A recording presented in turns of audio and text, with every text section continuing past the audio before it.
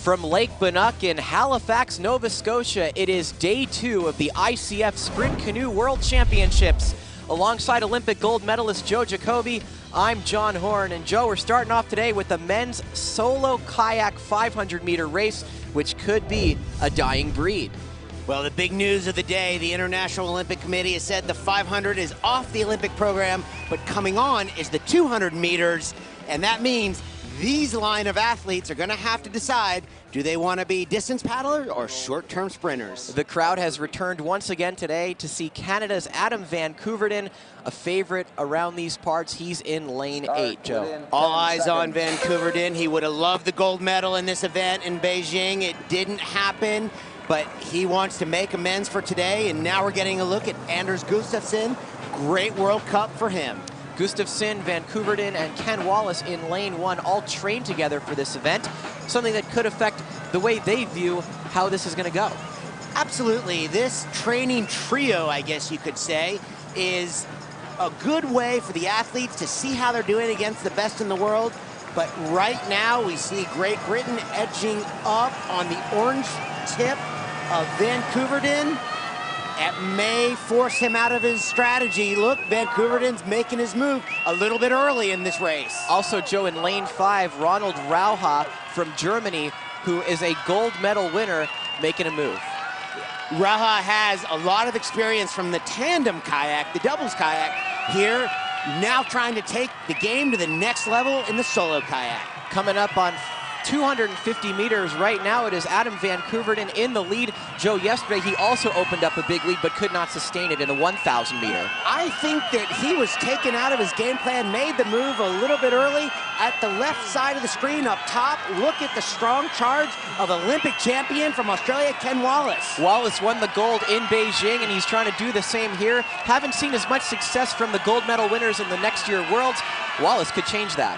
Wallace has a fantastic finish, looking good, but in the middle of the screen in the black boat, Rauha is still charging to the finish. Rauha and Gustafsson 1 and 2, and then on the top of your screen is Ken Wallace coming in 3rd. Rauha with the perfect charge across the finish line. He is so happy. Perfect shoot across the finish line, edges out Gustafsson by inches.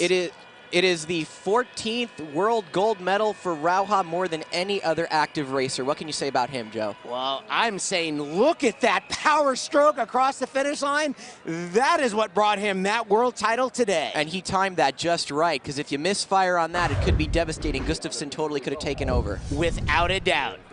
Rauha first, Gustafsson takes the silver, and Ken Wallace is going with the bronze. Van Couverden, the workout trio, in 5th. He's the odd man out with no medal today.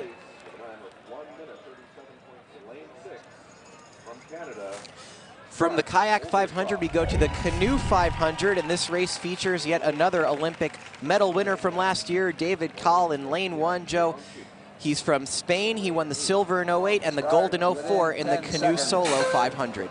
David's really struggled in the C1 1000, and he's off to a pretty good start up top, but now we're getting a look at the Frenchman, Big Matt Goubel, in the blue and yellow boat with the red shirt.